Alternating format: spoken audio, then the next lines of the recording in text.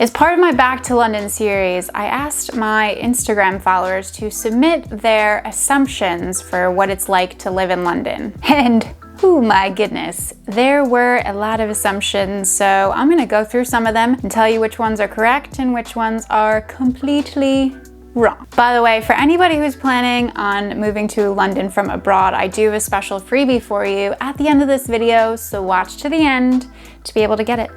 So because there were so many submissions, I'm going to split them into different categories. So we'll start with the first one, money. By far, the most popular submission was just the word expensive. That assumption is true. I mean, there's no surprises there. London is one of the most expensive cities to live in for like everything across the board. And even in the UK, I'm gonna look at my iPad to make sure I get this stat correct. According to homelet.co.uk, the average rental price in London is £1,572, which is 87.1% higher than the rest of the UK average of just £839. So there's even a huge difference in rental fees just going into London versus the rest of the UK. It's easy to get a job. This completely depends on your industry and your skill level. Obviously right now it's very difficult to get a job, but in normal circumstances, part of the reason why people pay so much money to live in London is because all of the opportunities in their industry are pretty much only in London, or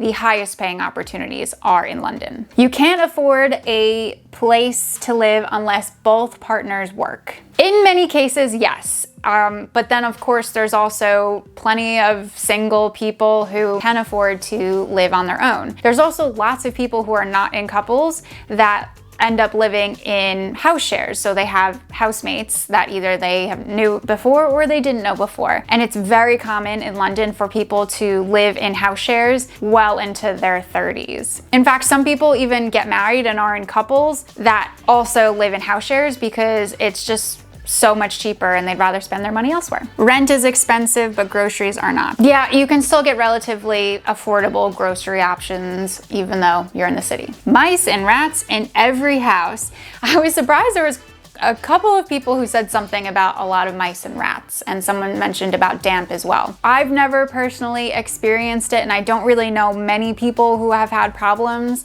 And obviously it depends on the quality of the accommodation that you're able to afford. But it's not like every single place in London is overrun with rats. In fact, when I compare it to New York City has a much worse rodent and insect problem than London, I think. Category 2 is people. Difficult to meet locals. Yes, Londoners aren't not nice and they're not cold. It's just Londoners just tend to keep to themselves more. I think that's for a variety of reasons. I personally feel like I have very much gone into that way of like away from the overly friendly American way into the more Londoner, like if someone starts talking to me on the tube, I'm like, why are you talking to me? What are you gonna do to me? Even with a bunch of people around, it can feel very lonely. Yes, primarily because of the reasons just stated before. And it's honestly really crazy how you can be surrounded by hundreds of thousands of people a day and still feel alone. I've always heard they don't like foreigners. London is a city of foreigners. In fact, according to the House, again, I'm gonna read so I get this right. According to the House of Commons Library, 37% of people living in London were born outside the UK, compared with just 14% for the rest of the UK as a whole. In terms of attitudes towards foreigners, I mean, obviously I'm coming at this from a privileged white person position. I have never had any problems, but of course people who are from other parts of the world and maybe don't speak English as well or have a different skin color than me, I can absolutely appreciate that. I'm sure that they've had some very negative stories that they could share. But overall, there's not a negative sentiment towards foreigners because that would be a huge chunk of Londoners. Most people move out of London when they get older and have kids. A lot do, yes, for financial reasons. Obviously, it's very expensive to get a bigger house and raise kids here, but of course, there are people who do stay and have children, and a lot of people get married and stay in London as well. Anti-American sentiment. Nope. There's not anti-American sentiment. Londoners are critical of a lot of parts of America, which is understandable. People here are shocked at how the healthcare system works in the US, because obviously we have free healthcare here. We don't have guns here, so the whole gun thing is very hard for people to understand. But being critical of another company isn't anti-American or anti that country, obviously. It's easy to find the expat community. Yes, but you do have to put the effort in. It helps if you have like any friends of friends from back home who have moved to London, and you can kind of start there. But there are also Facebook groups for different immigrant groups, like there's an American in London Facebook group that I'm in. So if you put an effort, you should be able to find at least one or two people. Picnics are planned regularly. Yes, especially for people who don't have outdoor spaces in their flat. When the weather is at least dry, doesn't necessarily have to be super warm. The parks are usually filled with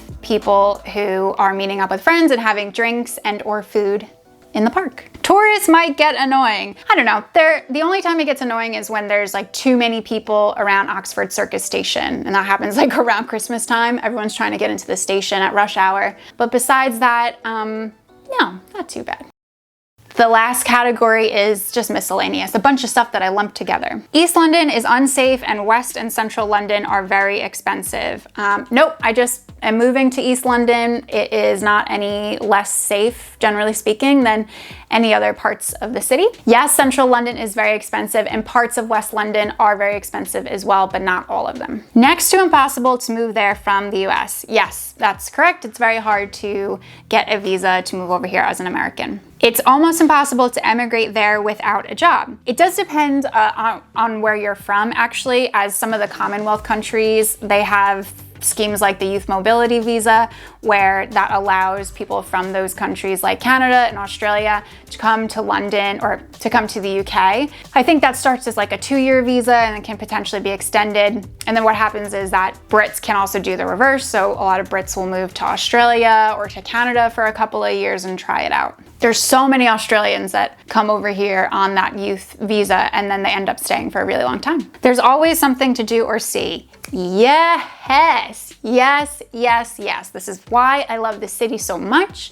You will never get bored unless you are truly not trying. There is so much to do that you can live here for years and you'll have not even scratched the surface. Clean environment. I think London is very clean, and it helps that we have so much green park space that anyone's allowed to use. So that's helps to make it feel cleaner, I would say. The only thing is we do have a huge air pollution problem, which hopefully they're starting to fix.